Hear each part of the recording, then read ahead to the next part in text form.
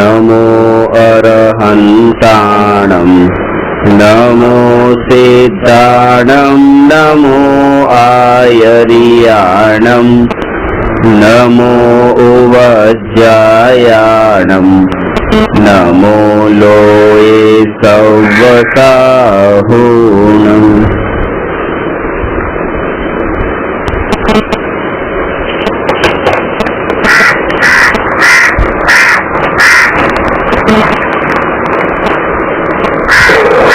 प्रश्न नंबर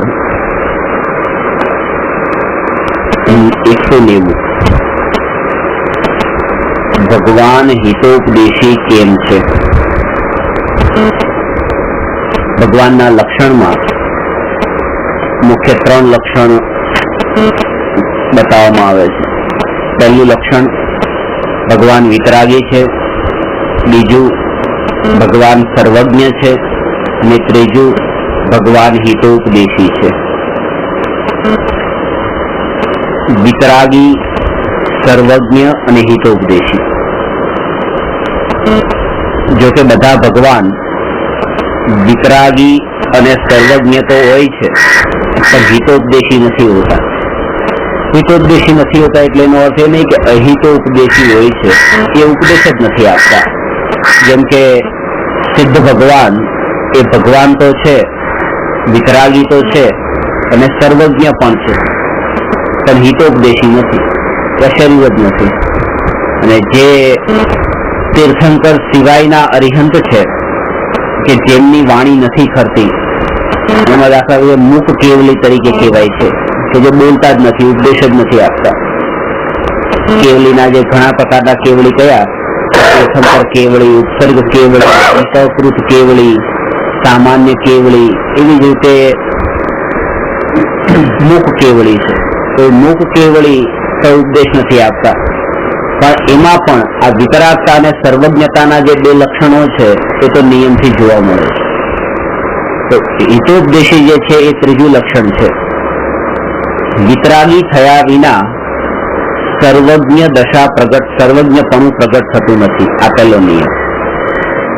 એટલે જ્યાં સુધી આત્મામાં રાગનો અંશ પણ રહે ત્યાં સુધી અજ્ઞાનનો અંશ નિયમથી રહે છે, અને જ્યારે રાગનો અંશ પણ રહેતો નથી ત્યારે અજ્ઞાનનો અંશ પણ રહેતો નથી, એટલે વિતરાગી થતા જ સર્વજ્ઞ થાય છે। અને વિતરાગી અને સર્વજ્ઞ જે હોય એ જ હિતોપદેશી હોઈ શકે, बीजा कोई हितोपदेशी न हो। कारण के हितोपदेशी नो अर्थ जे साचो उपदेश आपे, सारो उपदेश आपे एम नहीं। आ बेनो फरक है। सारो उपदेश आपो अने साचो उपदेश आपो। सारा ने खराब ना भेद उपदेश में नहीं होता। उपदेश में सत्य अने असत्य नो भेद होय छे, साचा खोटा नो भेद होय छे।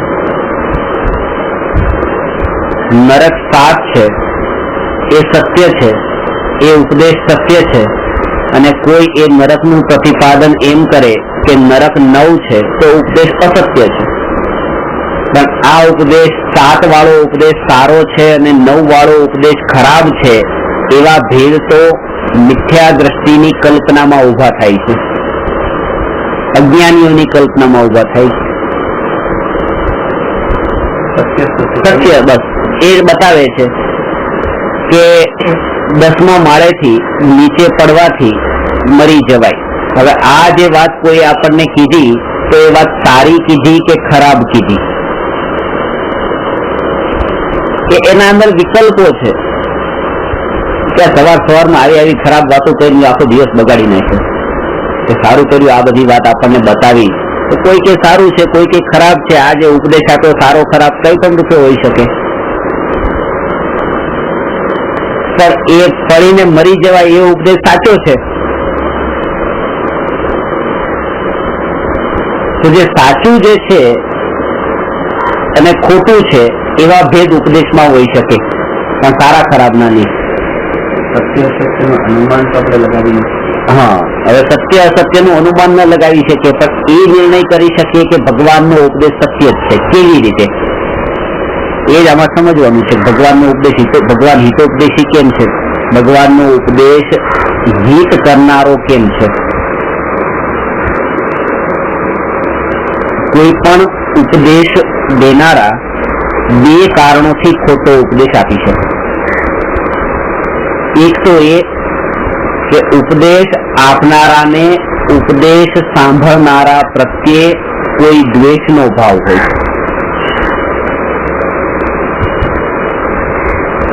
હું તમને કોઈ વસ્તુ સમજાવું છું અને સમજાવવા માટે મને તમારા પ્રત્યે નફરત હોય, જાણી જઈને ચલો આ વાત આજે અમને ખોટી જ ભણાવી દઉં, ભલે એમનું ખરાબ થાય, અહિત થાય, એમ જાણીને જાણી જોઈને ખોટી ભણાવી, એ દ્વેષના કારણે.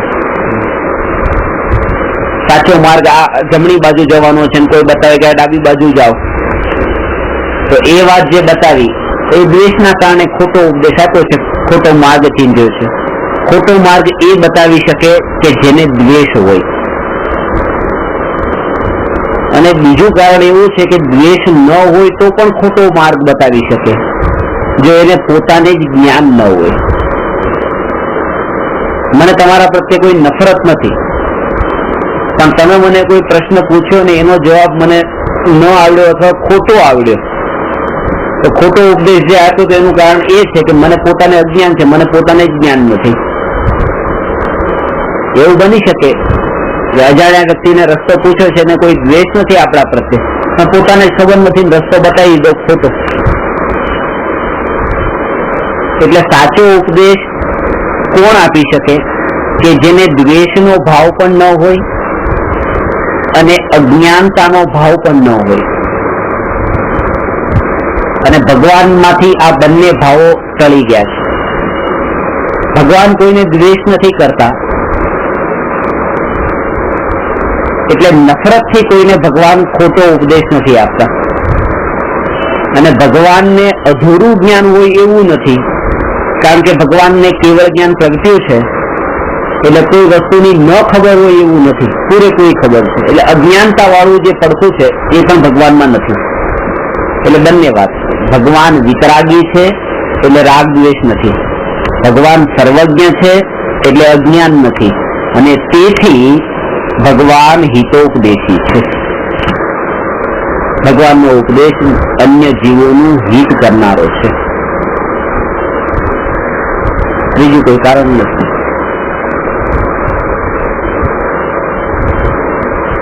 એમાં પણ એ લેવું કે ભગવાને જે 7 નરકનું વર્ણન કર્યું, 16 સ્વર્ગનું વર્ણન કર્યું, અનુદેશ અને અનુત્તરનું વર્ણન કર્યું, સિદ્ધશિલાના વિસ્તારને 45 લાખ યોજનનો વિસ્તારને આ બધું વર્ણન કર્યું, એ સાચું હશે કે ખોટું હશે તો એ આપણે અહીંયા પણ પ્રૂવ કરી શકીએ છીએ. કેવી રીતે? કે ભગવાનની દિવ્ય ધ્વનિમાં ખાલી આ નરક ને સ્વર્ગનું વર્ણન નથી આવ્યું. ભગવાનની દિવ્ય ધ્વનિમાં એ ઉપદેશ પણ આવ્યો છે કે રાગ દ્વેષ અને મોહના ભાવ આત્માને દુખી કરનારા છે, અને રાગ દ્વેષ મોહનું ટળવું એ આત્માને સુખ તરફ લઈ જનારું. આ પણ ભગવાનની દિવ્ય ધ્વનિનો ઉપદેશ છે. હવે તમે તમારા પોતાના ઉપર ઘટિત કરો કે તમને સુખ દુઃખ, તમને જેનાથી સુખ દુઃખ થાય છે, આ બે વિષયમાંથી કયા વિષયના કારણે સુખ દુઃખ થાય છે? ભગવાને કીધું કે આ પર પદાર્થ છે અને એમાં મોહ કરશો તો દુઃખી થશો, આ પહેલી વાત. અને ભગવાને એમ કીધું કે નરક 7 છે. તો મારા માટે પ્રયોજનભૂત ઉપદેશ કયો છે? નરક 7 હોય કે 9 હોય એનાથી મને કોઈ સુખ દુઃખ નથી થતું, પણ આ પર વસ્તુને હું પોતાની માનું છું તો મને દુઃખ થાય છે, અને પોતાની નથી માનતો તો મને સુખ થાય છે. તો આ મારા માટે આ ઉપદેશ પ્રયોજનભૂત છે. હવે પ્રયોજનભૂત ઉપદેશ એ પ્રેક્ટિકલી પ્રૂવ થઈ શકે છે, અપ્રયોજનભૂત ઉપદેશ પ્રેક્ટિકલી પ્રૂવ નથી થતો. જ્ઞાનાવણી દર્શનાવણી કર્મ જે છે એ કર્મ આપણે આત્મામાં બંધાય છે, આપણે દેખી નથી શકતા.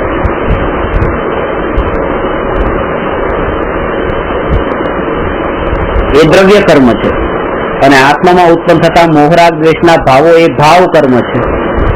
ભગવાને બંને ઉપદેશ આપ્યા છે, પણ ભાવ કર્મ તો પકડમાં આવે છે અને એ જ મારા સુખ દુઃખનું કારણ બને છે. દ્રવ્ય કર્મ તો જડ છે, એ મને સુખી દુઃખી કરતા નથી.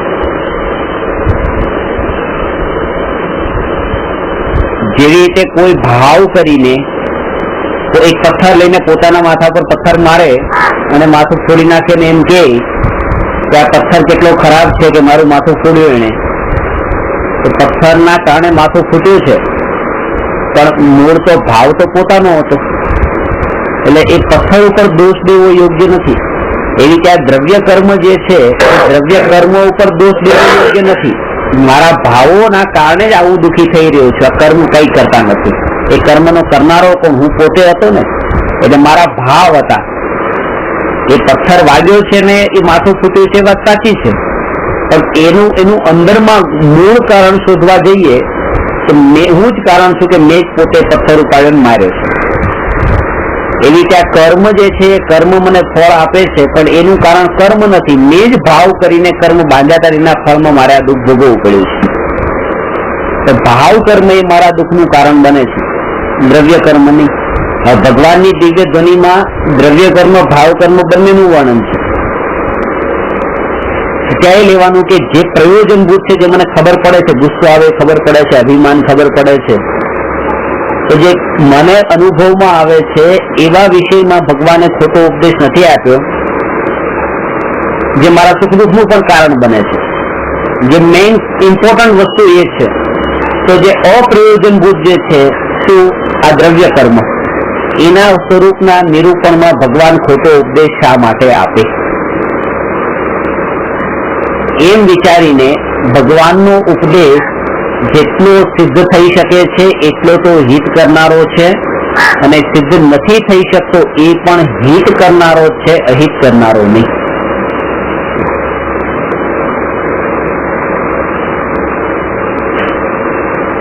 કોઈ ઉપદેશ સાંભળીને આપણને એમ લાગે કે શાસ્ત્રમાં એ ઉપદેશ આપવામાં આવ્યો કે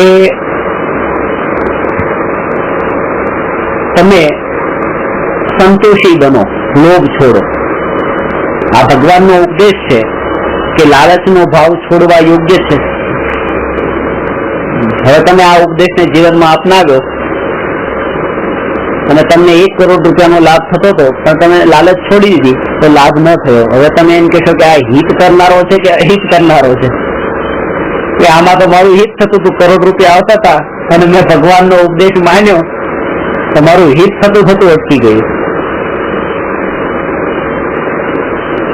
એટલે લોકના અંદર એ દ્રષ્ટિએ જોયા, કારણ કે લોક અજ્ઞાનીની દ્રષ્ટિ જેવી હોય છે કે વસ્તુઓને ભેગી કરવી એમાં એનું હિત છે. પણ ભગવાન કહે છે એમાં તમારા આત્માનું હિત જ છે. કારણ કે જે 1 કરોડ રૂપિયા તમારી પાસે આવ્યા હોત તો એ 1 કરોડ રૂપિયા સીધા તાત્કાલિક એ પરિગ્રહ તરીકે કેવા, પાપ કેવા, અને તમે કઈ કર્યું નથી. ખાલી આ સંતોષના ભાવના કારણે 1 કરોડ નામના પરિગ્રહના પાપથી બચ્યા, અને પાપથી બચવું એ જ આત્માનું હિત છે. એટલે અધ્યાત્મના અંદર એ રીતે લેવાય છે, જે દુનિયાની દ્રષ્ટિમાં વસ્તુને ભેગી કરવી એમાં હિત માનવામાં આવે કે આમાં મારું હિત કર્યું, પણ એના અંદર જે માનો કે કોઈને કોઈ વસ્તુ આપી ભેટમાં, તો સામાવાળાનું હિત કર્યું. હિત તો આનું થયું છે કે આની પાસેથી આટલો પરિગ્રહ ગયો. જયારે ચોર ચોરી કરીને જાય છે ત્યારે ચોરનું હિત થાય છે, અને જેના ઘરમાંથી ગયા એનું અહિત થાય છે. એમ નથી, જેના ઘરમાંથી ગયા એનું તો હિત થયું, અને જેની પાસે ગયા છે એનું અહિત થયું.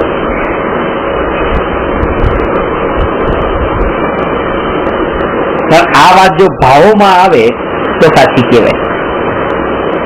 હકીકત તો આ છે, પણ બંનેને એમ છે, બંનેની માન્યતા ઊંધી છે. શેઠની માન્યતા એવી છે કે આ ગયા તો મારું અહિત થયું, અને ચોરની માન્યતા એવી છે કે આવ્યા તો મારું હિત થયું.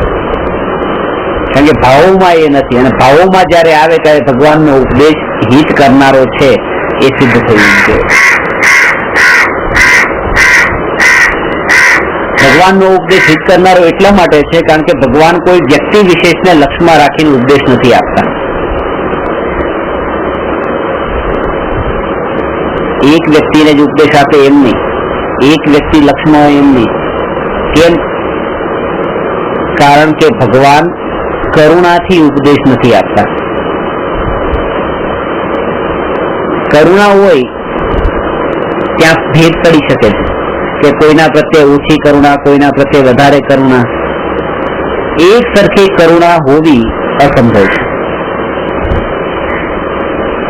એક સરખી કરુણા, કારણ કે કરુણા એ રાગ છે ને રાગ દરેક પદાર્થમાં એક સરખું નથી હોતું, કોઈમાં ઓછો, કોઈમાં વધારે.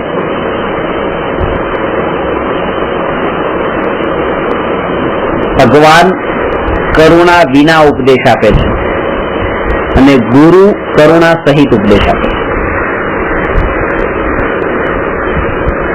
ભગવાન જો કરુણા કરે તો એ સાચા ભગવાનની, અને ગુરુ કરુણા ન કરે તો સાચા ગુરુની.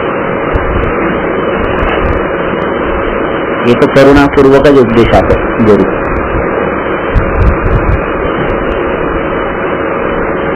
કારણ કે એ તો એ ભૂમિકામાં છે, ત્યાં તો રાગ ને શુભરાગ તો ત્યાં હોય જ. આ રીતે એ ભગવાનને ચાર કસાઈ ચોકડીના અભાવથી ઉપદેશ આપ્યો. ભગવાને તો ખોટું ન બતાવ્યું, પણ એની આગળ પરંપરા ચાલતા કે મને ગણધર દે, તો ગણધરને તો હજુ એક કસાઈ ચોકડીનો ઉદય છે, સંજોલન કસાઈનો. અહીં છઠ્ઠા સાતમા ગુણસ્થાન વર્તી છે, એક કસાઈ ચોકડીનો ઉદય બાકી છે, ચાલી રહ્યો છે. અને અજ્ઞાન પણ છે, કેવળ જ્ઞાન નથી.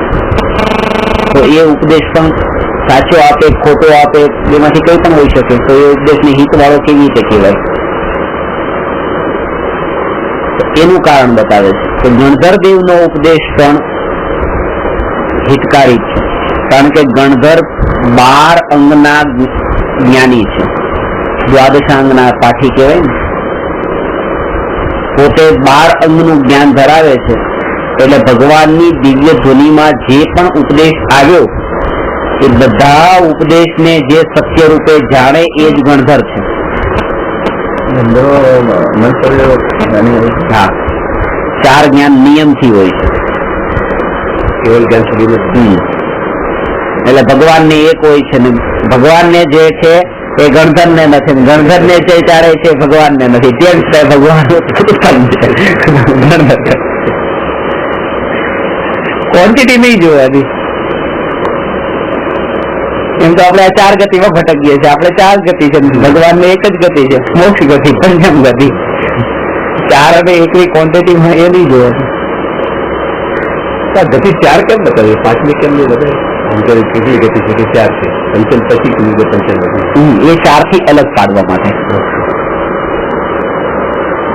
સંસારી જીવોની ગતિ બતાવવા માટે આ 4 સંસારી જીવોની ગતિ છે. એ હમણાં જે આમાં એક પ્રશ્ન કર્યો છે કે સંસારની દુર્ગતિ અને સુગતિ, આ 4 ગતિ છે. દેવ, મનુષ્ય, તિર્યંચ અને નરક. આ 4માં દુર્ગતિ કઈ છે અને સુગતિ કઈ છે? દુર્ગતિ છે. દેવ ગતિ પણ દુર્ગતિ કીધી છે, કેમ કે સંસારનો પ્રકાર છે, સંસારના અંદર લીધું છે. એટલે અત્યારે ભલે ગમતી હોય તો તમને સ્વર્ગ ગમે છે કે આ સ્વર્ગ દેવગતિ ગમે છે? દેવલોકમાં જવું છે કે આ જવું છે? ચલો તમને મારી નાખો. અત્યારે જવું છે, અત્યારનું જ જવું. અત્યારે તો અહીંયા જ રહેવું છે. જયારે અહીંયા બિલકુલ રહેવાની કોઈ શક્યતા જ ન હોય ને પછી જવું જ પડે તો પછી દેવગતિમાં જવું છે. આને છોડીને દેવગતિમાં જ જવું. દરેક મનુષ્ય અને તિર્યંચનું એવું જ હોય. એકદમ દુઃખી હોય એને પણ એ દેહ છોડવાનો હોય તો કેટલો દુઃખ થાય. એટલો દુઃખી હોય, વિબાતો હોય, છતાં પણ આમ મનમાં આ ભાવના હોય કે એવું મળી જાય.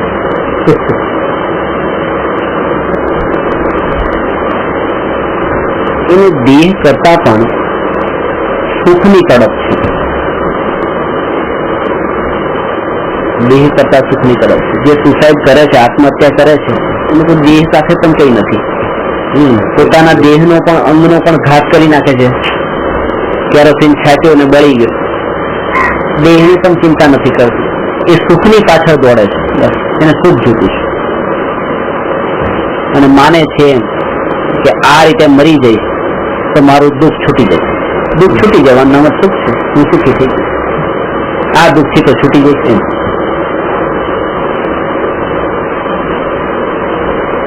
શરીરના અંદર પીડા પહોંચાડવી, પીડા થવી એના અંદર કઈ નથી. તો દુકાને બેઠા બેઠા એ તો પગ રહી જાય, 12 કલાક બેઠું રહેવું પડે, અથવા તો માથે ઉપર ઉચકીને બધું લઈ જવું પડતું હોય તો શરીરની હાલત એવી થઈ જાય, શરીર ક્ષીણ થઈ જાય, તો એને કઈ ફરક નથી પડતો, કારણ કે અંદરમાં એક બુદ્ધિ પડેલી છે, સુખ બુદ્ધિ.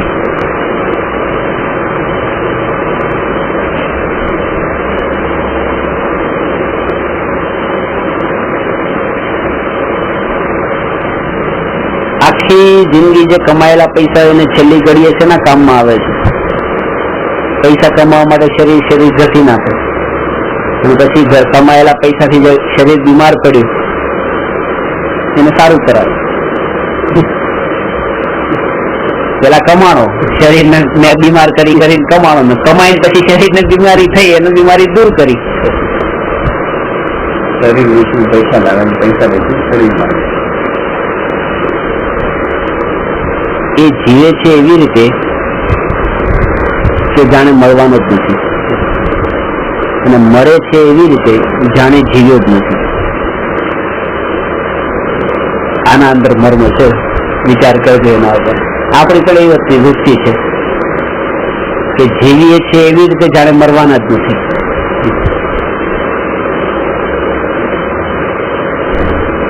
અને જે મરે છે હજી તો એ ઘડી આવી નથી એટલે ખબર નહીં પડે, પણ એક યાદ રાખજો, જયારે મરે છે ત્યારે મરે છે એવી રીતે જાણે જીવ્યો જ નથી.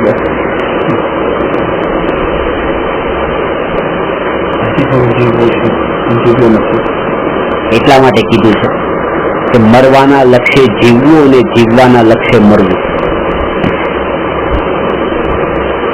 મરવાના લક્ષ્ય જીવવું. કૃપાળુદેવ કહેતા કે આંખ ખોલતા તે આજે જ મારું મરણ છે. શું કહેવાય? એક બાજુ એમ કહું છું હું અનાદિ અનંત છું, અને બીજી બાજુ આજે જ મારું મરણ છે, આજે જ મારું મરણ છે, હમણાં પણ મરી શકું. આ એક પળ પછી મરવાનું. મરવાના લક્ષ્ય જીવવું. મરવાના લક્ષ્ય જે જીવ્યો હશે એ અહીંયા એટલું બધું જોડાણ નહીં કરે, એ પહેલેથી કંટ્રોલ રાખશે, ખબર છે મરવાનું જ છે હવે, તો એવી રીતે જીવશે મરવાના લક્ષ્ય.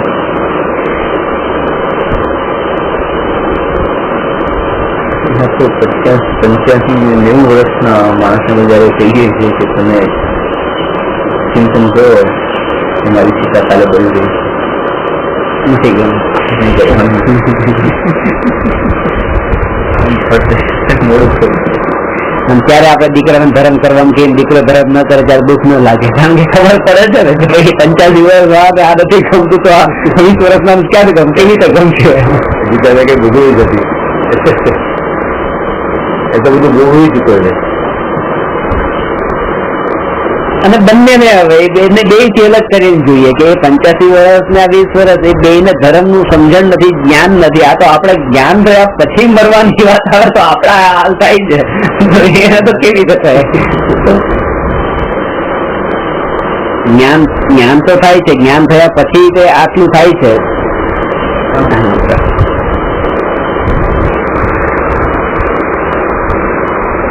કારણ કે એ છે ને જ્યાં સુધી અત્યારે તો જીવન છે, મરણ નથી. મરણ નથી તો પછી મરવાનું વિચાર શા માટે કરવાનું? એટલા માટે કે આ અહીંથી અહીંયા જેટલું લાંબુ માને છે એટલું અહીંનું એકત્વ અને રાગનું પ્રમાણ એટલું વધતું જાય છે. લાંબુ અસ્તિત્વ માને છે ને, રસ્તાઓ ઉપર જતા હોય ને કોઈ સ્ત્રી હોય તો એની સાથે આપણે ખબર છે 2 મિનિટ 5 મિનિટ 10 મિનિટ કલાક 2 કલાકનો યોગ થયો છે જવાના છે, એટલો મોહ નથી થતો. પણ પત્ની સાથે કેટલો મોહ છે ખબર છે, આ લાંબા કાળ માટેનું. તો જેટલું લાંબા કાળનું અસ્તિત્વ માન્યું હોય એટલો મોહ પણ તીવ્ર હોય, મોહનું પ્રમાણ પણ, મોહની માત્રા પણ વધારે હોય. માનવામાં જ છે, એ તો માનવા બધું માનવા પર જ છે.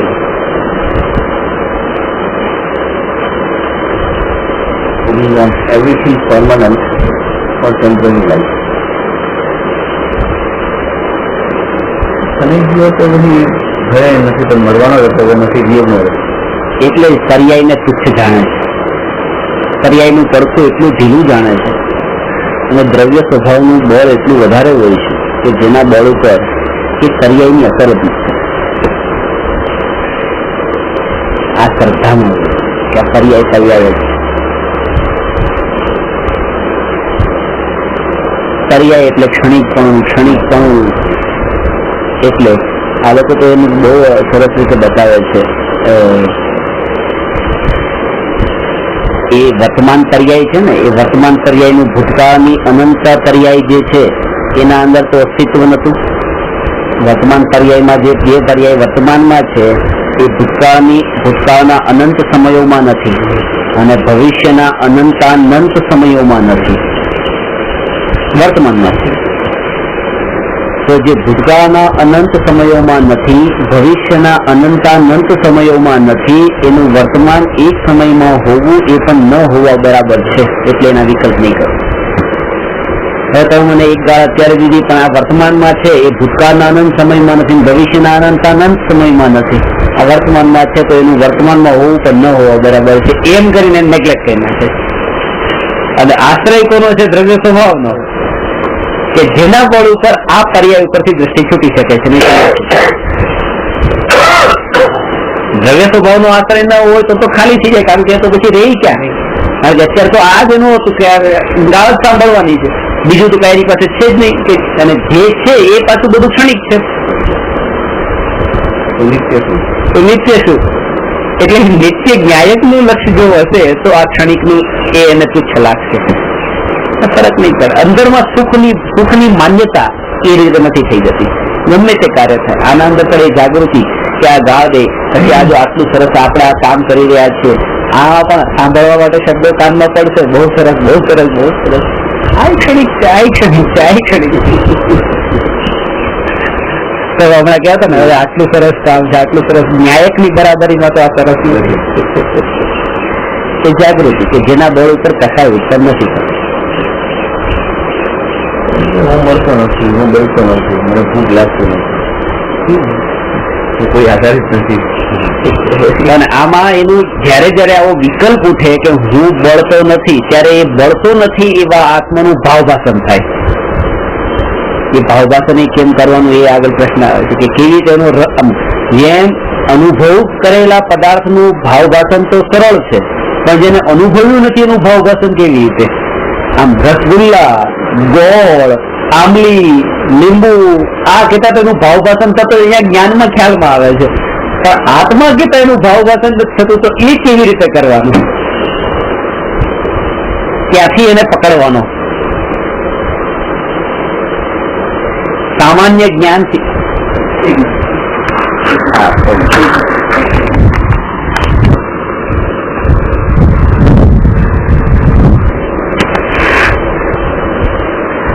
આ ચર્ચા થઈ ભગવાન હિતોપદેશી કેમ છે. ભગવાન વિતરાગી છે, સર્વજ્ઞ છે, તેથી ભગવાન હિતોપદેશી છે. પ્રશ્ન નંબર 191.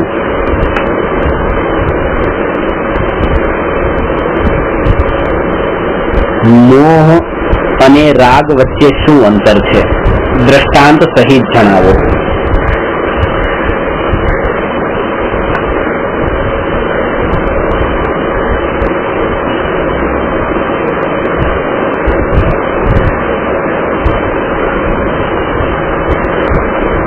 મોહ અને રાગ આપણે ચર્ચા લગભગ પેલા કરેલી છે, તમને ખબર પણ હશે. બોલો. મોહ અને રાગ બંને એક જ છે. મારા પણ સારા પણ, એકમાં મારા પણ છે ને એકમાં સારા પણ. અને ક્રમ આ રીતે જ રાખવો. ક્રમ આ રીતે રાખવો એટલે સાધનાનો ક્રમ આ રીતે રાખવો, ક્રમે સાધના કરવી. પેલા મોહ, પત્ની નો ચહેરો બહુ સારો છે એ માનવાનું અત્યારે એ નહીં છોડો. સારો છે એવો વિકલ્પ ઉઠે નહીં છોડો. આ મારી નથી, ભલે ગમે એટલી સારી હોય.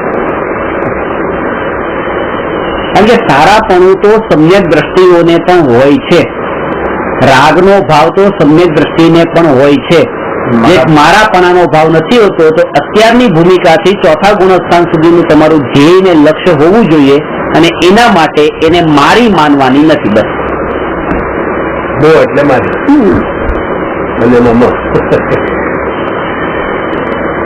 અને આનો ભેદ કે આ કપડા બહુ સરસ છે, આ સોનું બહુ સરસ છે, આ દાગીના બહુ સરસ છે, આ પેન બહુ સરસ છે, મોબાઈલ બહુ સરસ છે, હું આનાથી જુદો છું એ જાગૃતિ, અને જે હું એનાથી સરસ કઈ નથી એ જાગૃતિ. પછી ભલે એ સરસ હોય, એને એ રૂપે માને જાણે, પણ એની મહિમા ન હોય, કારણ કે એ જાણે છે કે પોતાની પાસે એનાથી ઉત્કૃષ્ટ વસ્તુ છે.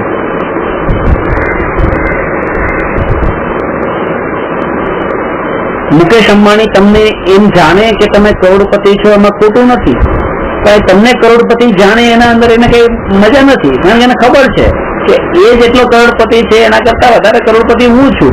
આ જેટલું સારું છે એના કરતા ઉત્તમ આત્મા સારો છે, એ સારું છે, આ સારું છે, આ સારું છે, પણ એ મારું કઈ નથી.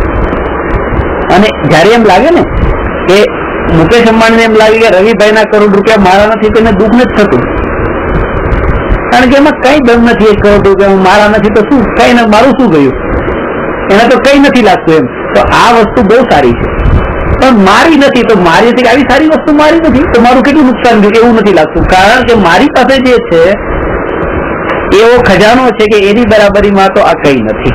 એટલા માટે મારું નથી એમ કેતા એને દુઃખ નથી લાગતું, પણ એના સંબંધમાં જે વિકલ્પો ઉત્પન્ન થતા એ ઉત્પન્ન થતા અટકી જાય છે, તો સુખ પ્રગટ થઈ જાય છે.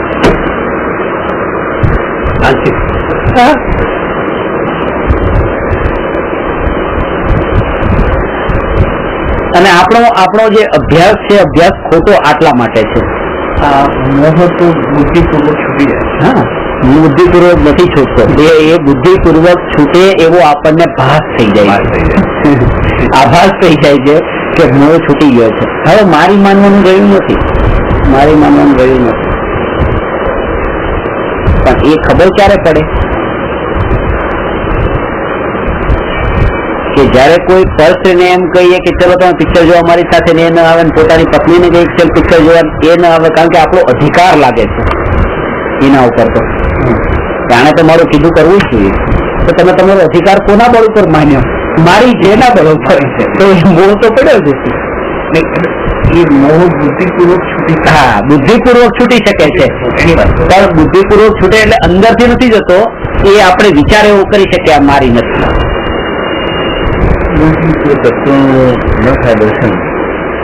સ્વભાવથી ન ઓળખ્યું હોય ને એટલા માટે જ તે આ જરૂર છે. પહેલા હમણાં સાહેબ કહેતા કે છે ને આ સમજણ થયા વગર દીક્ષા પણ લઈને તો એ કેમ એળાઈ જાય છે, કારણ કે આ તત્વનો નિર્ણય નથી, અને આ વાંચ્યા પછી લે.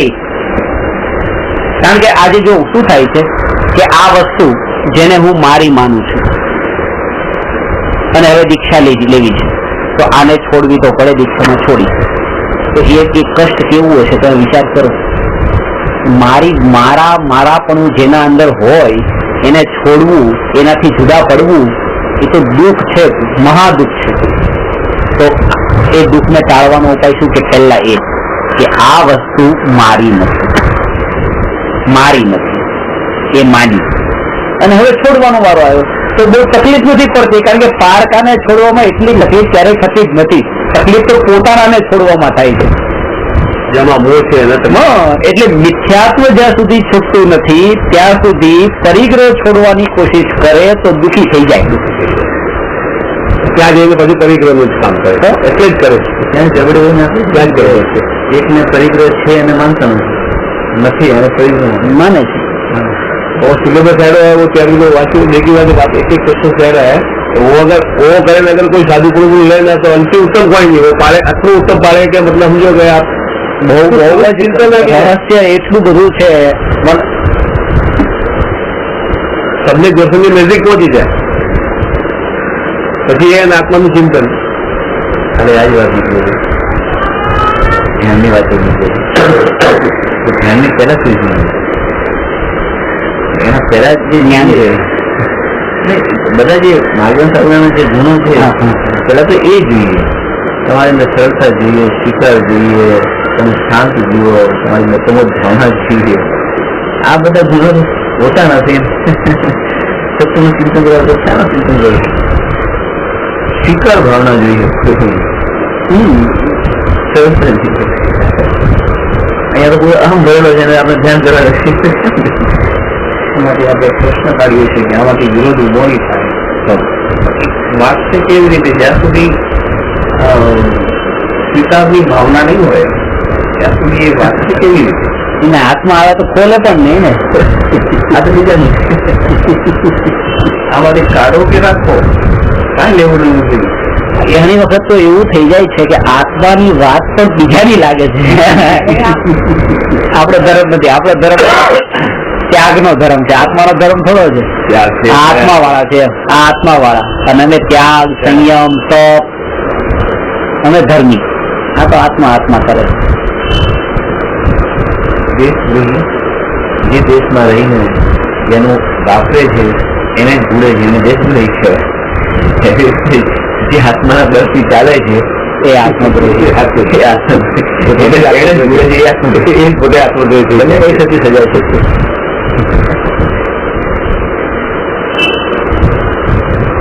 સાચી વાત. પેલો જેલમાં નાખે, અહીંયા જેલમાં નાખે છે, મિથ્યા તો પણ દેખાતું નથી.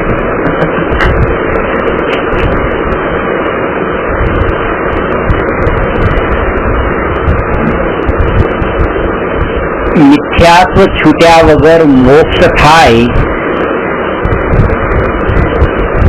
અને જે દુઃખ થાય એવું દુઃખ સંસારમાં બીજે ક્યાંય નથી. મિથ્યાત્વ છૂટ્યા વગર જો મોક્ષ થાય અને જે દુઃખ થાય એવું દુઃખ સંસારમાં ક્યાંય નથી. કેમ? કારણ એ છે કે જયારે તમે મોક્ષમાં જશો ત્યારે અશરીરી થશો ને, શરીર રહિત. મોક્ષમાં તો શરીર નથી, શરીર છોડશો ને, છૂટશે શરીર. હવે શરીરમાં તો મારાપણું પડેલું છે અને મોક્ષ થઈ રહ્યો છે, શરીર છૂટી રહ્યું છે, તો એ શરીરને છોડવાનું દુઃખ કેટલું હશે કે મારું શરીર, મારું શરીર, મારું શરીર. તો પહેલા એ માનવાનું છે કે આ શરીર મારું નથી. તો મોક્ષ થાય ત્યારે જયારે શરીર છૂટશે ત્યારે એટલી તકલીફ નથી, કોઈ ફરક નથી. કચરો જઈ રહ્યો છે ઘરમાંથી, એના માટે તો હમણાં મોક્ષ નથી. કચરો જઈ રહ્યો છે ઘરમાંથી, કચરો લઈને જતા હોય ને જે આભાર માને ને કે આ ટેબલ ન લઈ જાય પણ ટેબલ ઉપર રાગેલો કચરો છે સાફ કરીને લઈ જાય તો આભાર માનીએ છે. તો આત્મા તો રહી જાય અને શરીર છૂટે તો કે આ કચરો ગયો. પણ એ જ કરી શકે જે આને મિથ્યાત્વ જેનું છૂટ્યું એને પારકું જેને માન્યું એ થાય. એટલે આમાં બહુ સૂક્ષ્મ નથી લેવું કે મોહ એટલો ખતરનાક છે, રાગ એટલો ખતરનાક નથી. કારણ કે રાગની હાજરીમાં અતિન્દ્રિય આનંદના ઘૂંટડા પી શકાય છે, મોહની હાજરીમાં નથી પી શકાતા. ચોથા ગુણસ્થાને નિર્વિકલ્પ ધ્યાનમાં હોય, 5મે 7મે ગુણસ્થાને પણ સાધુ ધ્યાનમાં લીન હોય, રાગ હોય, રાગ પડ્યો છે, તેમ છતાંય તે આનંદના ઘૂંટડા પીવાય છે. પણ મિથ્યાત્વ ને મોહ સાથે આનંદના ઘૂંટડા નથી પીવાતા, એટલે એને ઝેર કીધું છે મિથ્યાત્વને. આપણો ક્રમ ઊંધેથી શરૂ થાય છે.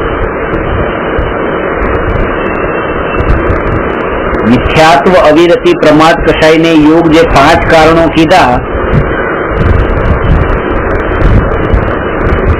કે ધર્મનો ક્લાસ છે, ચલો હવે શું કરવાનું છે? વ્યવસ્થિત બરાબર આમ પલોઠી વાળીને અડક વાળીને બેસી જાઓ, થઈ હલવાનું નથી.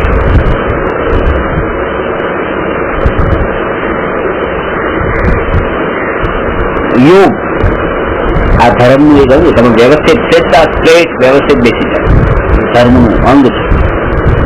શરૂઆત ત્યાંથી કરાવે છે. મિથ્યાત્વ, અવિરતિ, પ્રમાદ, કષાયને યોગ. યોગ જે 5મા નંબર, જે છેલ્લે જે 14મા ગુણસ્થાનમાં જેના ઉપર વિજય થાય છે, 14મા ગુણસ્થાને જેના ઉપર વિજય થાય છે એ યોગ ઉપર વિજય અત્યારે મેળવવાનું કહે છે. અને મિથ્યાત્વ જે અહીંયા છૂટી શકે છે એ છૂટતું જ નથી, કારણ કે બધો ટાઈમ તો યોગને સ્થિર કરવામાં જાય છે. મિથ્યાત્વનો ઉપદેશ એ નીકળતો નથી પ્રવચનમાં. આ પણ એક મિથ્યાત્વ છે. ઉલટો ક્રમ એ પણ એક મિથ્યાત્વ છે કે મિથ્યાત્વ થી શરૂઆત કરીને યોગ થી શરૂઆત કરવી એ મિથ્યાત્વના તીવ્ર ઉદયથી આવું થાય છે. મિથ્યાત્વની શરૂઆત કરવા માટે પેલા મોહ ઉપર તમારું ફોકસ એ જોવું જોઈએ કે કોઈ વસ્તુ મારી ન માનું,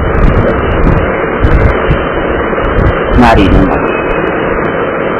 અને આનાથી અભ્યાસ કરેલો હશે તો એ લાગશે કે તમને એનાથી તો એના બળ ઉપર તો ચારિત્રમાં ફરક નહીં પડે કે અત્યારે એક વસ્તુ મારી પાસે છે ને પછી એક વસ્તુ બીજી આવી, પણ આને તમે મારી માનતા નથી, આને મારી માનતા નથી, એનો મતલબ કે તમારી પાસે બે માંથી એકઈ નથી આવી. એવું નથી કે પેલા એક હતી હવે એકની બે થઈ, એમ નહીં લાગે, કારણ કે આ પણ મારી નથી ને આ પણ મારી નથી, એટલે હું તો આનાથી જુદો જ છું.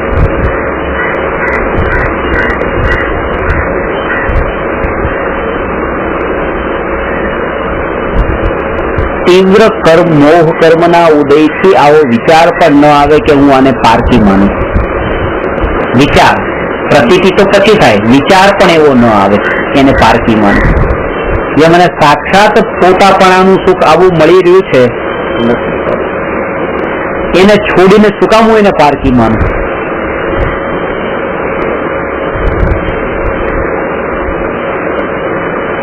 કારણ કે અસ્થિ વાળું પડખું ગ્રહણ નથી થયું ને એટલા માટે એને એમ લાગે છે પછી શું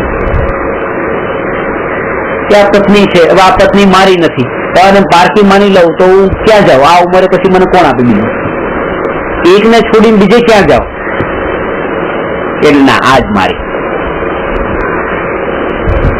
પણ એમ માની લે કે એ જ્ઞાયક નો એકત્વ કરવા માટે એક વસ્તુ છે આ જ્ઞાયક, પણ એ જ્ઞાયક તો સાંભળ્યો જ નથી, એટલા માટે પર વસ્તુનો મોહ છૂટતો નથી અને ધર્મ કરવો છે એટલે મોહ છોડ્યા વગર ત્યાગ કરી દીક્ષા લઈ લેવાય છે.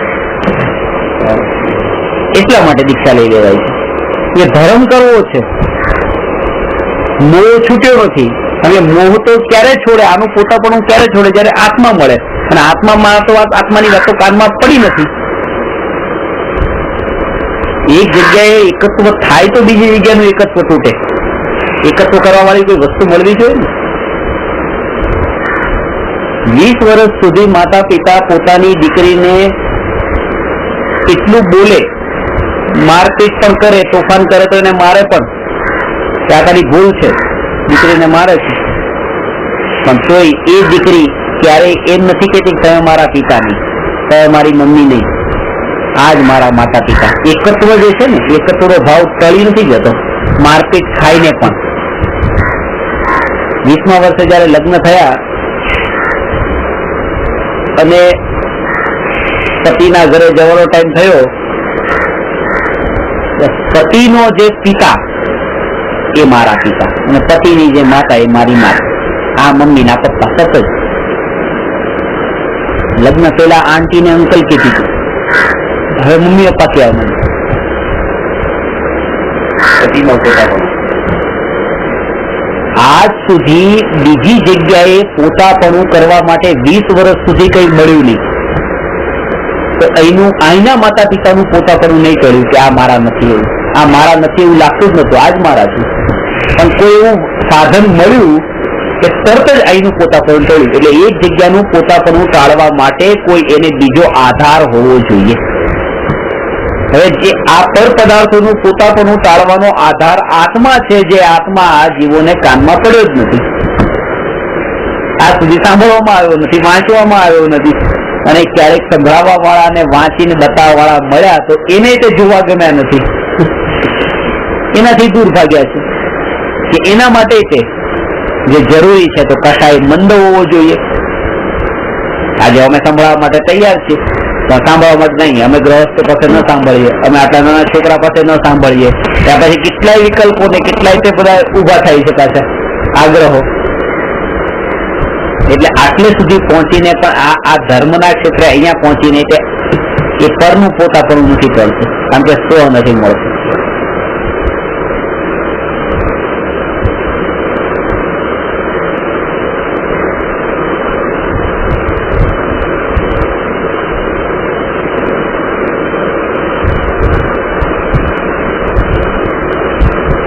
એ 20 વર્ષ સુધી એ દીકરીને મારતા હતા તોય એમ કહેતી હતી કે આ મારા પપ્પા, અને હવે એ પિતા રડે છે. કઈ મારતા પીટતા કઈ નથી કરતા, કોઈ પોતા પણ સહજ છૂટે છે, કોઈ દ્વેષ નથી, કોઈ એના દીકરીના પ્રત્યે કોઈ અત્યાચાર નથી કરતા, કઈ નહીં, તોય તે રડે છે પિતા તો, પણ તોય આ કહેવાય તમે મારા નહીં. આવું જ પત્નીમાં થાય છે. પત્નીમાં તમે દુકાન 6 વાગે બંધ કરીને આવી જાવ તો ગુસ્સો કરશો, આ હું અત્યારના પોરમાં આવી ગયા, પણ તોય કે આ ક્રોધ તમારા ઉપર કરે તો પણ તમે તેમ જ માનો છો કે મારી પત્ની છે, ભલે ક્રોધ કરતી, આ મારી છે. પિતા એ દીકરી ઉપર ક્રોધ કરે તો પણ દીકરીને એમ જ થાય છે આ મારા છે, મારા, કારણ કે બીજું કઈ મળ્યું નથી ને. જયારે તમને હાથમાં મળી જાય અને તમે ઘર છોડીને જતા હો, દીક્ષા લેતા હો, અને તમારી પત્ની તમને રોકતી હોય કે નહીં જાઓ પણ તોય તમે એને પારકી માનશો. પત્ની કે આવી જાવ ને ઘરે આવી જાવ, ઘરે તમે દુકાન નહીં જતા, 24 કલાક ઘરે બેઠા રહેજો, પણ તોય નહીં. આટલું મનાવે છે પણ તોય મોહ નથી રહ્યો, કારણ કે તમને કોઈ આત્મા નામની વસ્તુ મળી ગઈ પોતાપણા માટેની.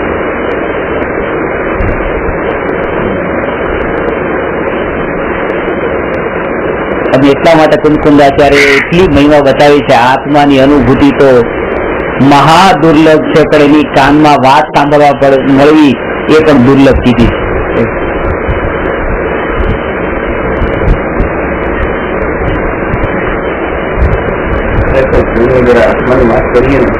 તો એમ લાગે આ બસ હોરોશો ની વાત કરે છે. હાથમાં આવે ને રાતના આત્મા હે આત્મા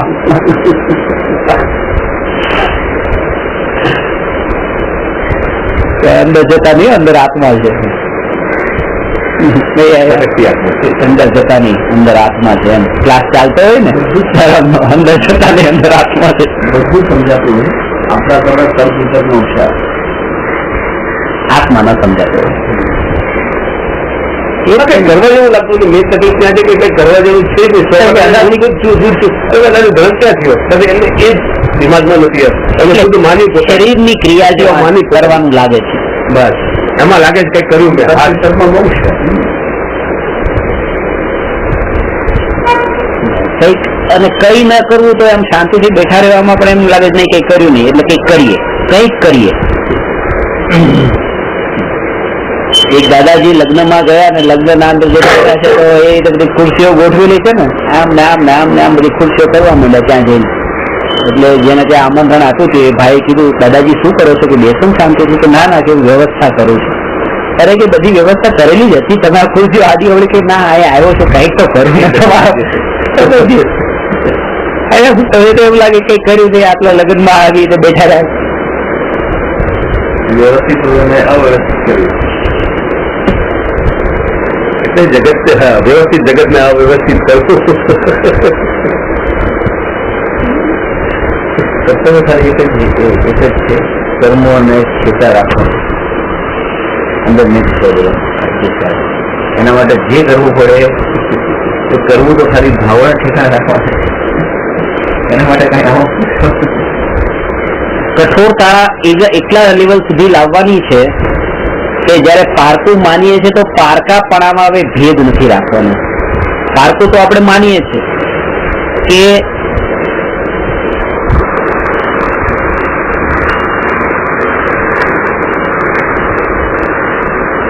પપ્પા પણ પારકા છે, પપ્પાના ભાઈ પણ પારકા છે. પપ્પાના ભાઈ થોડા દૂરના પારકા છે, આ નજીકના પારકા છે. પારકામાં બે ભેદ હોતા નથી. પારકું એટલે પારકું. આનો અભ્યાસ કરજો.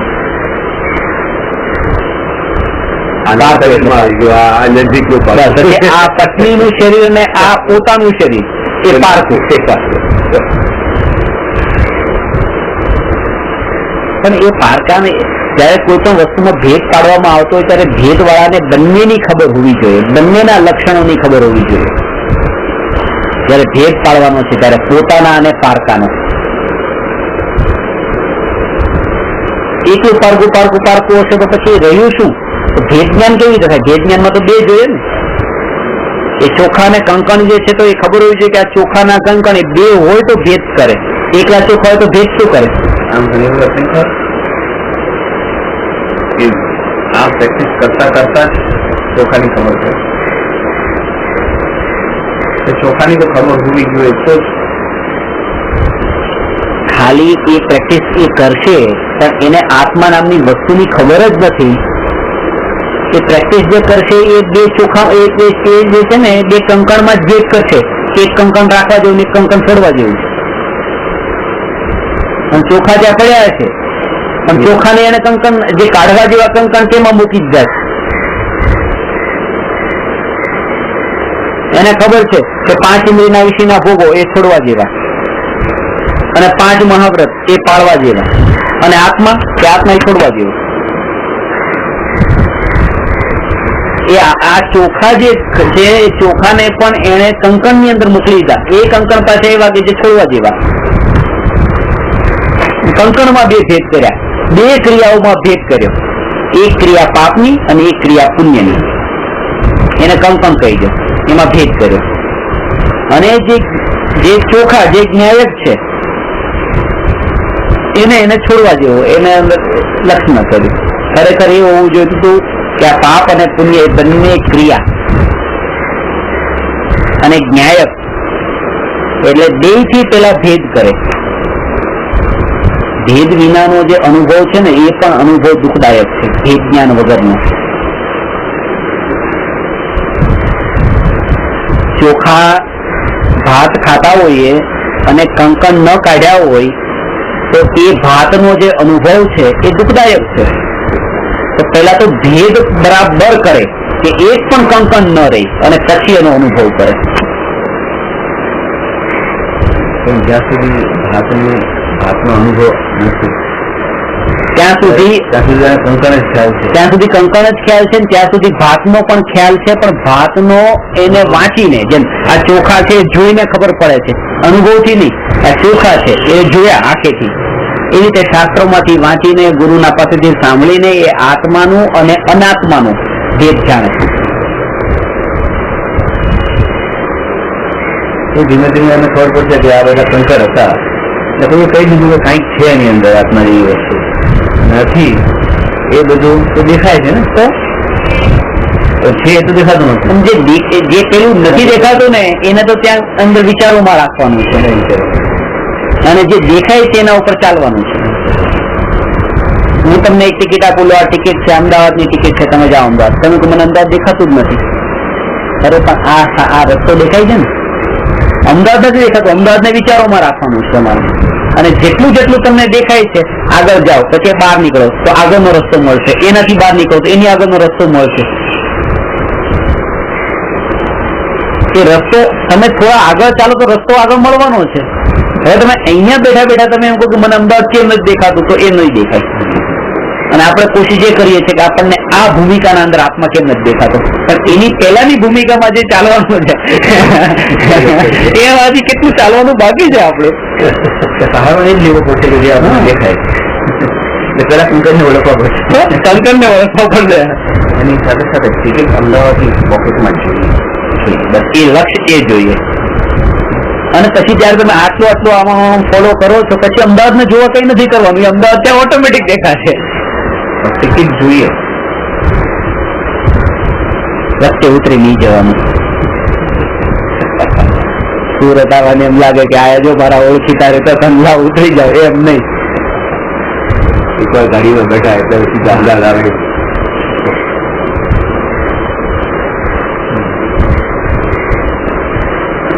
લાવ ને એના માટે કઈક સુરત વાળા ઓળખીતા છે ને મળી આવીએ, સારું લાગશે, આમ તેમ એમ કરીને ઉતરી ગયા. કામ તો સારું છે, સગાવાળાને ત્યાં જઈને એની કઈ જરૂરિયાત હોય તો પૂરી પાડો, તમે પુણ્ય થોડું બાંધી દો. એવી રીતે બસ આ લક્ષ્ય આત્માનું છે, વચ્ચે પુણ્ય મળ્યું તો ઉતરી ગયા. પુણ્યમાં ઉતરી નથી જવાનું. ત્યારે વિકલ્પ આવે તોય તે આ ઉપાદેય નથી મારું ધ્યેય આગળનું મજબૂતી જોઈએ. તો શું કરવું કે કરવાનું કઈ નથી. તમારે હટવું હટવા માટે કઈક કરવાનું હતું, ચાલવા માટે તમારે બેઠા જ રહેવાનું છે. તમે જે સ્થિતિમાં છો એ સ્થિતિમાં રહો, હવે આગળ વધો. એ વધી જ રહ્યા છો તમે. જયારે તમે વિકલ્પોથી મુક્ત થાઓ છો ત્યારે ઓટોમેટિક આગળ વધી રહ્યા છો. આગળ વધવાનો મતલબ બે પગ હલાવવાનું નામ આગળ વધવાનું નથી. એ વિકલ્પો જે છે, વિકલ્પોનો તમે માત્ર વિકલ્પોના જ્ઞાતા રહ્યા અને વિકલ્પો અનુસાર ન પ્રવર્ત્યા, બસ એ જ આગળ વધ્યા. એ જ પુરુષાર્થ થઈ ગયો.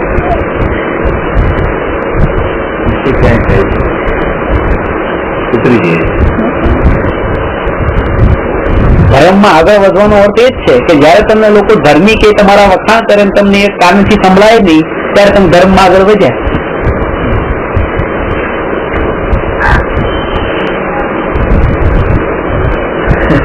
આપણી શિક્ષા એવી હોય છે કે લોકો કેમ હજુ માનતા નથી કે હું ધર્મમાં આગળ વધ્યો છું. પણ આ રસ્તામાં, આત્માના રસ્તામાં તો કોઈ કહેશે જ નહીં કે તમે કઈ ધર્મ કર્યું છે.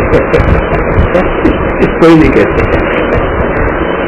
એટલે આપણે અપેક્ષા એવી હોય છે કે એક બાજુમાં પીછો હોય ત્યાં બધા દારૂ પીને બેઠા હોય અને એ પણ 4-4, 5-5 ચેર લાવીને બેઠા હોય નિર્ભોષ થઈને, અને ત્યાં આપણે જઈએ ત્યાં આપણે અપેક્ષા રાખીએ છીએ અહીંયા મને કોઈ કે ભાઈ તમે ડાયા માણસ. અરે એ તો બધા આમ કે છે કે આ કેવી ઊંચા ચૂકી વાત કરે છે, બોલતા નથી. આપણી અપેક્ષાઓ એ લોકો પ્રત્યે હોય છે. જે અજ્ઞાની છે એ આપણને જ્ઞાની માને. અજ્ઞાની પાસેથી મેડલ લેવા માંગે છે.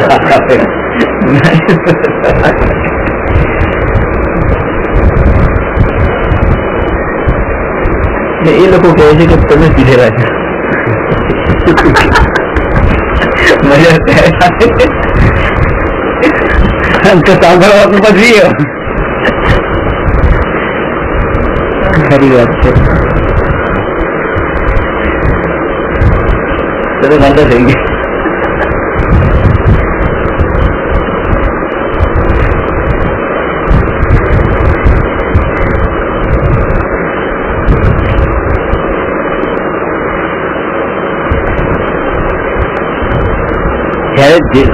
પોતાની કસોટી કરવા માટે પછી એ માપવા માટે કે હવે આ લોકોની પહેલા તો એકાંતમાં બેસીને પોતે સ્થિરતાનો અનુભવ કર્યો.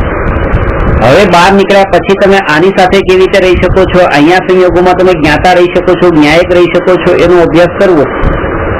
એવી આદત નહીં પાડી દઈએ પાછી. એવું બધી જુદા પડી. હા, પેલા સંયોગોમાં રહીને પછી સંયોગોમાં રહીને અભ્યાસ કરી જો, ત્યાં તમારી કસોટી છે. શરૂઆત તો સંયોગોની જુદા પડી. શરૂઆતમાં તો એ છે, કારણ કે તમે અહીંયા ટોળાને લઈને, ઘર પરિવારને લઈને અહીંયા આવો ને બેસો તો વિકલ્પો પાછા એને આવે. એટલે અહીંયા તો એકાંત.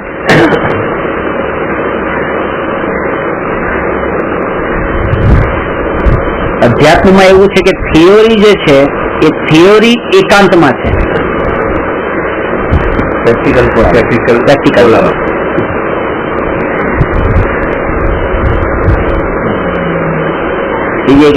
થિયરી ટોળામાં કરો, સાથે બેસીને ભણી ગયો. 1 લાખ હજી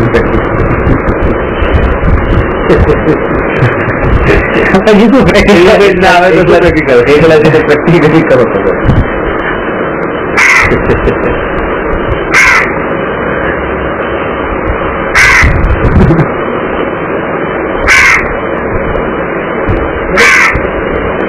દરેકમાં એટલે ઉલટા જ કરતા. હવે આ કાગડો અવાજ કરે છે તો શું વિકલ્પ કરો? ઘણી વખત તો અમે આ રેકોર્ડિંગ સાંભળીએ ને કાગડામાં લાગે કે આટલી હોર્ન ને આટલું વાંચતું હતું કે એટલે નીચે નહીં એમને ખીચુડ બની કે લારી ચાલે, છોકરા રમતા હોય ત્યારે એક તો પૂરો અવાજ ક્લિયર આવે છે. પંખાનો અવાજ પણ એકદમ રાતો હતું કે આપણે એટલું સાંભળ્યું જ નથી. એટલે એમાંનો કે હવે આ વાત યાદ રાખવાની. આ તો બહુ ઇમ્પોર્ટન્ટ વાત છે કે આ અવાજ આવે તો શું કરવાનું, આ આવે તો શું કરવાનું. પછી મને તો કોઈ તમે ગાળ દે શું કરવું, દરેક સમયે વિકલ્પ કરવા જરૂરી છે. શું કઈ કરવું જરૂરી છે, પહેલી જ વાત એ. કેટલું ઘરમાં ચોરી કરવા શું કરવું, નહીં કરવું જરૂરી છે. એટલે આપનો આનંદનું કારણ કીધું તમે, આપનો દુઃખનું કારણ છે એ આપણા હાથમાં છે. લગભગ આમ જ થાય. કોઈએ કંઈ કહી દીધું હોય આપણે દુઃખી થઈ જેવો એને કાઢી નાખીએ. હા, અને આનંદથી પછી એવા રહેતા હોય એમ કે, અને એ લોકો આમ લોકમાં પણ એ જોવાતું હોય છે ને કઈ બહુ નજરમાં કઈ ન લે ને કોઈની વાતમાં, તો આમ શુદ્ધ આનંદ ની જલસામાં રહેતો હોય. કેવા વાળો હોય દુઃખી થતો હોય કે મેં આવું કીધું તો આનો અસર કેમ નથી થતી, અસર નથી થતી એના કારણે દુઃખી થતો દુઃખી થાય. હા, એમ કેમ કરે છે કે મજા આવતી હોય નશામાં કેટલી એ હળવા ફૂલ જેવા થઈને જોવામાં મજા છે. અને એનો અભ્યાસ અત્યારે જ એ પંક્તિ છે, હમ મગન ભય પ્રભુ ધ્યાન. મગન ભય પ્રભુ ધ્યાન બહુ સરસ છે. હમ મગન ભય પ્રભુ ધ્યાન आनंद संजीव हरिहर ब्रह्मा पुरंदर की रिद्धि आवत नहीं कोई मान में सिद्ध आनंद की महत मची है समता के जिन ही पाया तुम ही छिपाया ये करी जगह जिन ही पाया तिन ही छिपाया न कहे को के कान में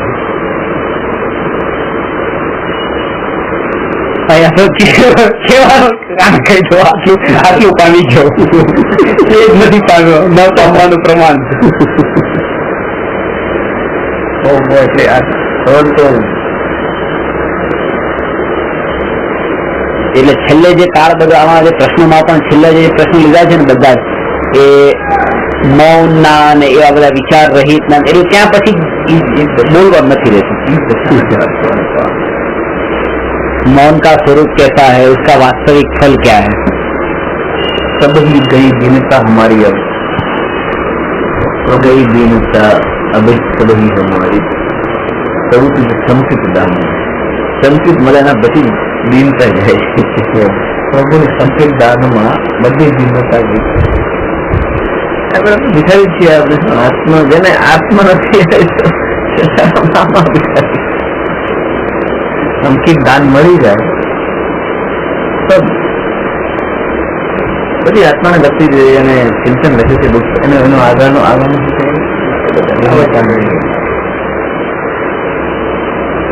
પ્રભુ ગુણ અનુભવ ચંદ્ર હાથ સોતો ન રહે જ્ઞાન.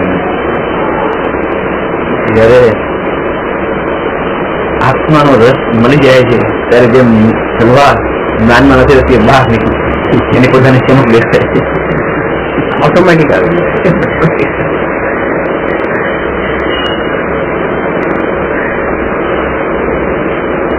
આના માટે કન્ટિન્યુટી જોઈએ.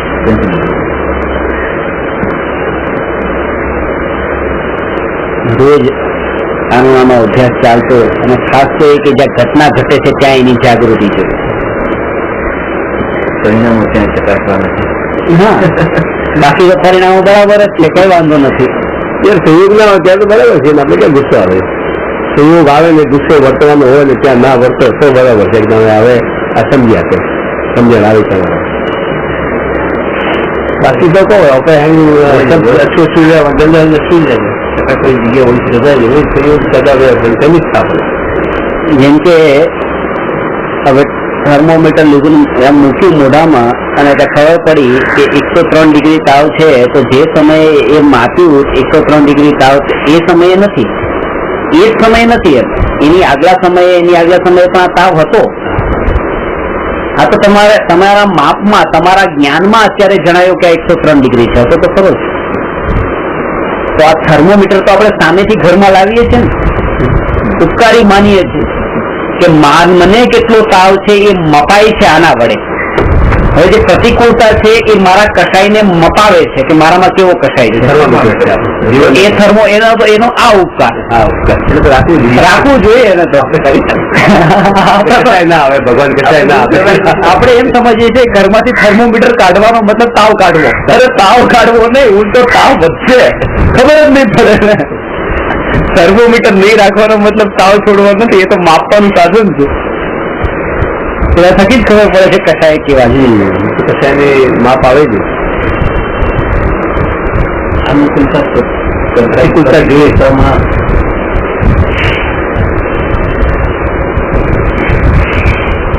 મોહ તથા રાગ વચ્ચેનું અંતર આ બતાવ્યું કે મોહ એ શ્રદ્ધા ગુણની અશુદ્ધ પર્યાય છે, રાગ એ ચારિત્ર ગુણની અશુદ્ધ પર્યાય છે.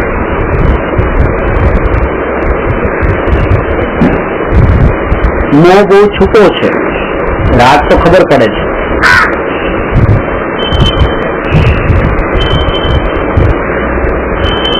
મોહ બહુ છૂટો છે.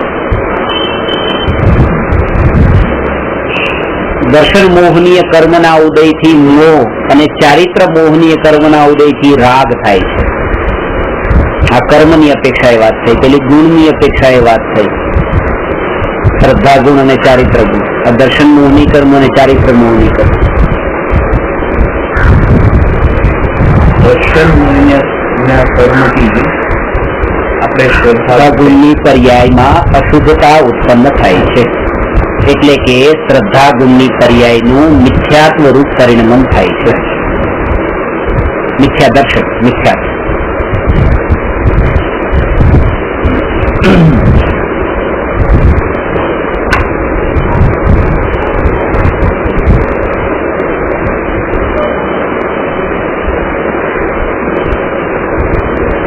એટલે વિકલ્પ પૂરતી જ આત્માની અશુદ્ધતા નથી માનવાની. રાગ જે છે ને, રાગાદી ભાવોના વિકલ્પો આત્મામાં છે એટલી અશુદ્ધતા નથી માનવાની. અહીંયા જળ મૂળથી એને અશુદ્ધતા ટાળવાની વાત કરી છે.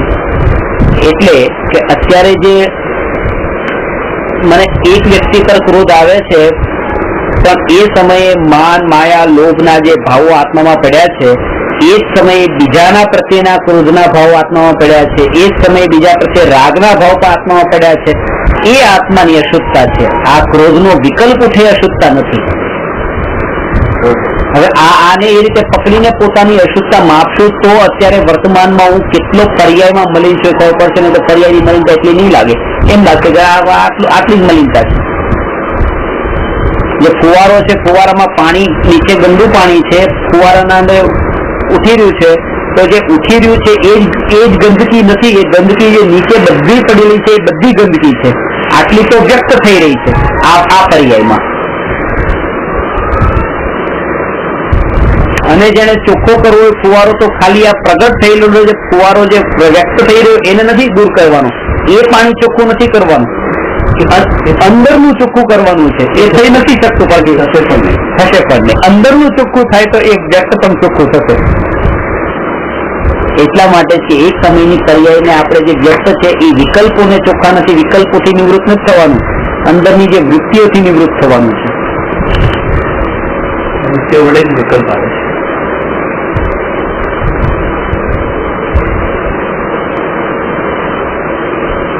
આજે મારાપણાની જે વૃત્તિ અંદર પડેલી છે એ તો દરેકે દરેક સમયે પડેલી છે.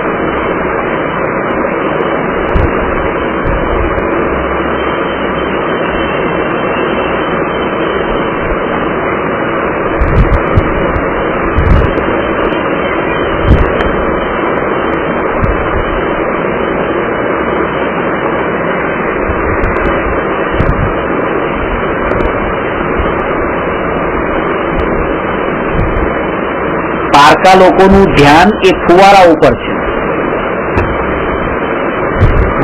ખાલી એને જોવો છે ને, જોઈ નીકળી ગયા અંદર ત્યાં શું છે. જેનો ફુવારો છે એનું ધ્યાન ત્યાં અંદર છે, કારણ કે એને ખબર કે એની સાફ સફાઈ રાખે છે કે નહીં, એ ત્યાં ધ્યાન રાખે છે, એ ફુવારા ઉપર નથી જોતા. તો તમારા અંદર વિકલ્પો તમને એમ થયું કે ચલો આ વસ્તુ કોઈને આપી દો, તો આ વિકલ્પ તમને ઉઠ્યો ને. લોકોમાં તમે વાહ વાહ વાહ કેવા કેવા કેવા મહાન છે, કારણ કે લોકો તમારા વિકલ્પો જોવે છે, અંદરની વૃત્તિ નથી જોતા. પણ તમારે અંદરની વૃત્તિ જોવાની છે.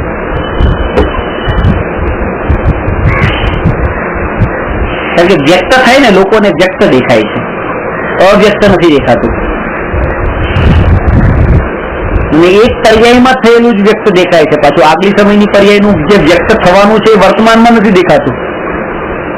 એ પણ વ્યક્ત રૂપ હોય છે, પણ એ વ્યક્ત રૂપ આગલા સમય માટે છે, એટલે વર્તમાનમાં તો એ અવ્યક્ત છે. એનું જ્ઞાન નથી. એનું જ્ઞાન અગર થઈ જાય તો આ પર્યાયમાં પણ એને આ રાગ ન થાય. હવે તમે કોઈના માટે કઈ સારું કામ કર્યું અને આગલી પર્યાયમાં તમે એને મેણું મારવાનો છો, મેં તમારા માટે આ કામ કર્યું છે, હવે આગલી પર્યાયમાં એ વ્યક્ત થવાનું છે, પણ વર્તમાનમાં વ્યક્ત નથી. વર્તમાનમાં તો એને આ જ વ્યક્ત દેખાય, તમે એનું ભલું કરી રહ્યા છો, ત્યારે તમે બહુ સારા લાગો છો. અને આગલી પર્યાયનું પણ વ્યક્તપણું દેખાય તો વર્તમાન પર્યાયમાં જે ઉત્પન્ન થયેલો જે ભાવ છે તમારા માટે તો એ ન રહે.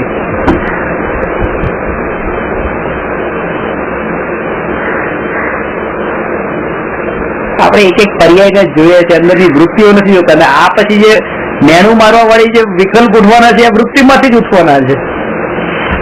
એક માણસ આપણને કોઈ હેલ્પ કરે છે તો આપણને ખબર છે કે આ બિલ લઈને આવશે પૈસાનો, એટલે આનો આભાર નહીં માની આપણે, કારણ કે આજની પર્યાયમાં એ આપણને બિલ આપવાનો છે.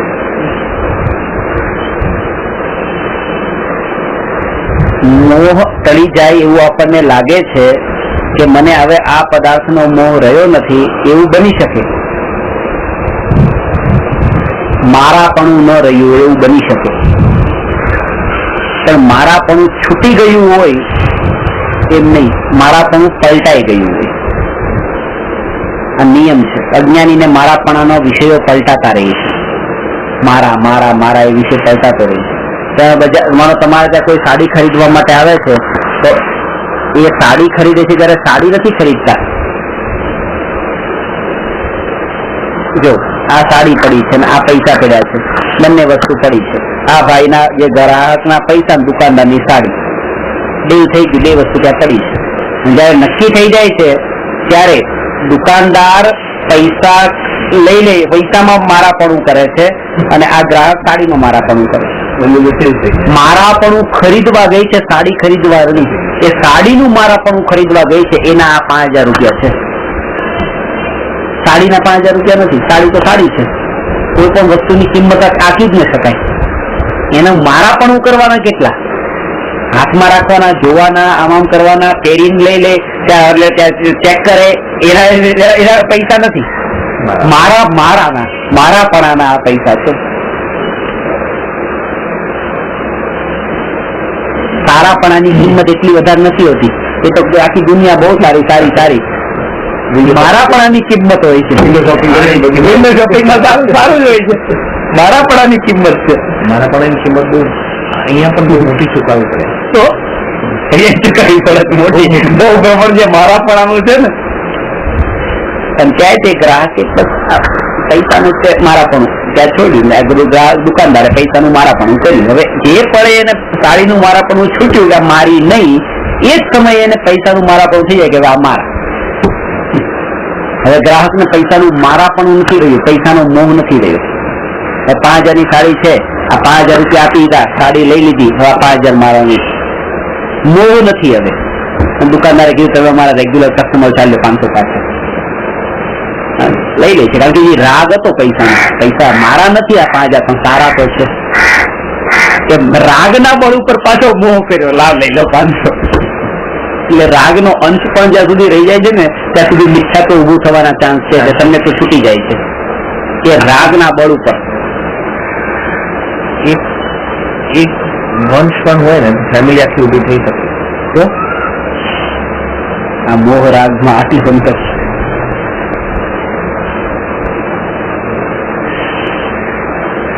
કોઈ વસ્તુને ખરીદતા જ નથી, વસ્તુના મારાપણાને ખરીદીએ છીએ.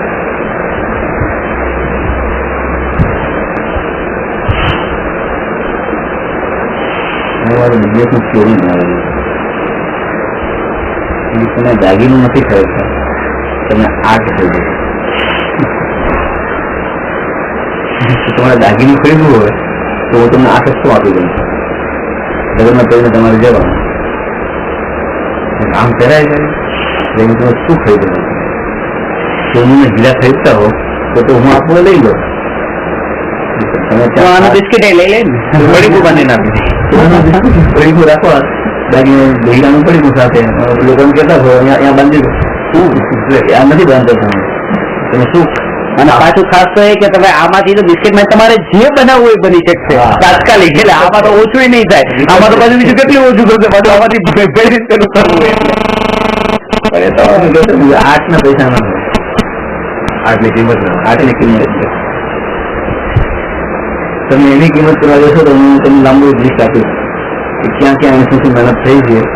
તમે અને એનાથી પણ હજુ આગળ જઈએ એનાથી પણ હજુ આગળ જઈએ, પૈસાનું કે સાડીનું પણ મારાપણું નથી, પણ એ પર્યાયનું મારાપણું છે. પૈસાનું મારાપણું છે. પૈસા એ પૈસાની નોટ માનો કે ફાટલી હોય, તમે કહો નહીં આ નહીં, કેમ મારા પણ પૈસા તો છે. પર્યાય એની આવી છે પાછી, એ બાબત ફાટેલી પર્યાય વાળી છે. કાણા વાળી સાડી તો નહીં જોઈ, સાડી તો છે ઘરે જઈને જોયું, આ નહીં પાછી આ પર્યાય. એ પર્યાય પાછી કેવી છે, સાડી મારા પણ થઈ ગયું છે, કલર જતો રહ્યો, પાછી લઈ ગયા, આ નથી જોતી મારે, કેમ મારી કે નહીં. પેલી જે લીલી પર્યાય હતી ઘાટી હવે આછી થઈ ગઈ, આ પર્યાય નહીં જોયું. પર્યાયનું મારાપણું છે. અજ્ઞાની પર્યાયમાં મારાપણું કરે છે, એનું નામ મિથ્યાત્વ છે. જ્ઞાની દ્રવ્યમાં મારાપણું કરે છે, જેનું નામ સમ્યક દ્રષ્ટિ છે. દ્રવ્ય દ્રષ્ટિ તો સમ્યક દ્રષ્ટિ, પર્યાય દ્રષ્ટિ તો મિથ્યા દ્રષ્ટિ. વસ્તુ પણ નીકળી ગઈ, વસ્તુની પર્યાય છે, પર્યાય રહી. દીકરાનું મારાપણું થોડું છે, દીકરાની પર્યાયનું મારાપણું. જો તો મરી જાય, મસ્તી થઈ જાય તો ક્યાં પડે મારા? અરે જીવતો હોય તો તે બાપાનું નામ ડૂબાવતો હોય તો કહી દેવા મારો નહીં, છાપામાં છપાવી દેવા મારો નહીં, કારણ કે નામ એનું ખરાબ કરે છે ને એટલા વાત છે. પર્યાય પર્યાય પલટાઈ જાય. જો દીકરો સારો થઈ જાય તો પછી આ મારો છે. જો એવી પર્યાય વાળો દીકરો હોય તો મારો નહીં, આવી પર્યાય વાળો હોય તો મારો. પર્યાયમાં મારાપણું હોય છે મિથ્યા દ્રષ્ટિને, અને એ પણ પાછું પોતાની નહીં પરની પર્યાયમાં. હવે જ્ઞાનીને દ્રવ્યમાં મારાપણું છે, હું પણ છે, એકત્વ છે, પર દ્રવ્યમાં સ્વદ્રવ્યમાં. એટલે સ્વદ્રવ્યમાં પરની કેવી રીતે થઈ પર એટલે પૂતગલની, બીજા દ્રવ્યની. પોતાની પર્યાયમાં તારી પર્યાયમાં મારાપણું કે એ તો પર દ્રવ્યની પર્યાય થઈ ગઈ. એટલે એ તો બહુ જ દૂર, બહુ દૂરનું થયું. પોતાની પણ પર્યાયમાં એને રસ ન હોય ને, પોતાના પણ દ્રવ્યમાં રસ હોય. પણ પોતાની પર્યાયમાં પણ રસ ન, પણ પેલા તો ફરની જોઈને સ્વ તરફ આવે, એટલે આ તો ત્યાંથી જ છૂટતો નથી. સ્વ તરફ આવે પછી તો પોતાની અશુદ્ધ પર્યાયથી છૂટે, પોતાની શુદ્ધ પર્યાયથી છૂટે. પોતાની પર્યાયને આત્માથી સર્વથા ભિન્ન નથી કીધી. ત્યારે એને અશુદ્ધ રૂપે જો દેખાતી હોય તો એને પણ દ્રવ્યમાં એકત્વ દ્રવ્યમાં જ છે, પર્યાયમાં એકત્વ નથી. એટલે નહીં સમજાવવાનું. પર્યાયમાં એકત્વ પોતાની જે પર્યાય છે રાગ દ્વેષની પર્યાય, એમાં પણ જ્ઞાનીને એકત્વ નથી. કશાય પડેલા એમાં એકત્વ નથી. પણ તેમ છતાંય તે જેવું પર દ્રવ્યનું મારાપણું નથી, એવી રીતે પર્યાયનું મારાપણું ન હોય એમ નથી. પરથી તો પોતાને સર્વથા ભિન્ન માને છે, ને આ પોતાની પર્યાયથી કથનચિત ભિન્ન માને છે. કથનચિત શબ્દ કેમ? કારણ કે પર જે છે એ પરના અંદર કઈ ઉપચાર કરવા જવાનું નથી. આ પોતાની પર્યાયનો ઉપચાર હજી કરવાનો છે, એ પુરુષાર્થ કરવાનો છે. તમારો ક્રોધ જે છે એ ક્રોધ મારા દુઃખનું કારણ નથી, પણ મારો ક્રોધ મારા દુઃખનું કારણ બને છે, તો એનો ઉપચાર કરવાનો છે, તમારો નહીં. એટલે એના ઉપર દ્રષ્ટિ કરવી જ પડે. એટલે એને સર્વથા ભિન્ન ન મનાય. છે ભિન્ન પણ સર્વથા નથી. કથનચિત શબ્દ વાપર્યો છે. એ તો બધું શુદ્ધ કરવા ના જાય, અને અશુદ્ધ ન દેખાય તો શુદ્ધ કરે નહીં.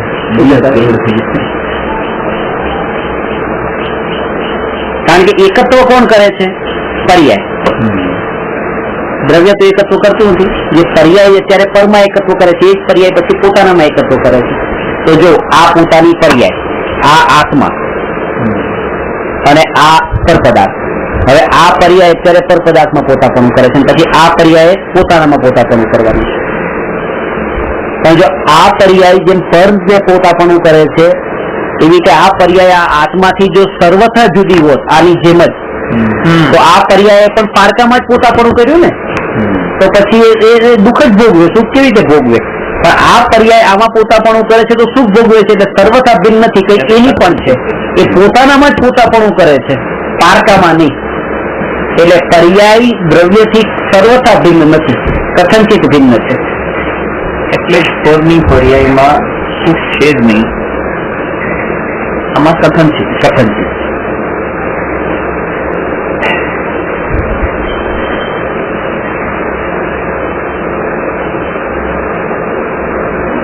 સોરી પર અને સ્વની પર્યાયમાં તો કથનચિત.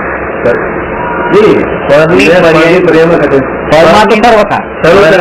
પરની પર્યાયમાં શું તો છે જ નહીં. જ એટલે સર્વથા, જ એટલે સર્વથા અને સ્વમાં કથનચિત. એનું ધ્યાન નથી કરવાનું એટલા માટે એ મારાથી જુદી છે. ધ્યાનનો વિષય જે આત્મા છે એનાથી તો જુદી છે, પણ દ્રવ્ય ગુણ પર્યાય વાળો જે આત્મા છે એ આત્માનો એક અંશ છે એટલા માટે આત્માથી મળેલી છે. દ્રવ્યની પરિભાષામાં દ્રવ્ય ગુણ ને પર્યાય કીધા તો પર્યાય દ્રવ્યનો પર્યાય એ ગુણનો અંશ છે ને ગુણ એ દ્રવ્યનો અંશ છે.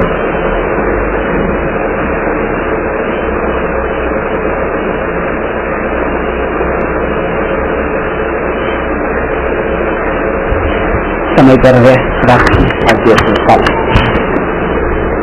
નમો અરહંતાણં નમો સિદ્ધાણં નમો આયર્યાણં નમો ઉવજ્જાયાણં નમો લોયે સૌવસાહું.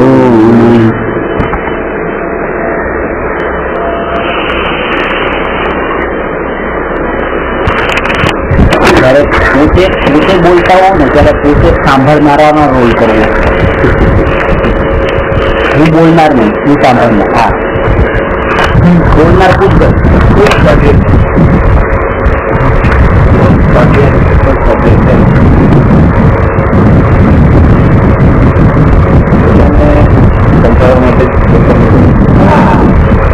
લગભગ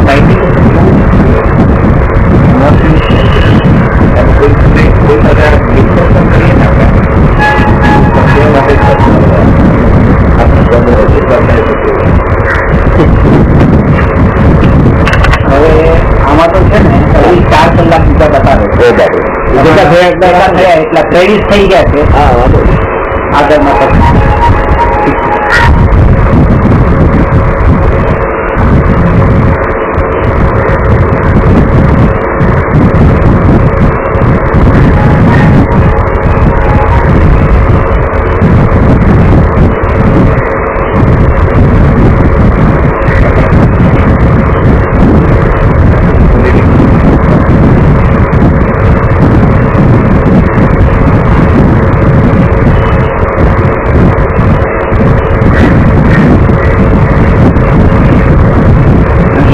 ચાર ભેગી ના છે ને એટલે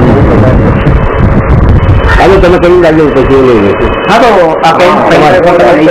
તમારામાં છે ને તો બધા તમારે ફાઇલ બનાવી રાત્રે મૂકી દે તમારે થઈ જશે. હા, એટલે કાલે આવજો ટાઈમ. હા, પેલો અહીં જવા દો ને. ના, તમારે પ્રિન્ટ આઉટ કરવા લઈ જાય.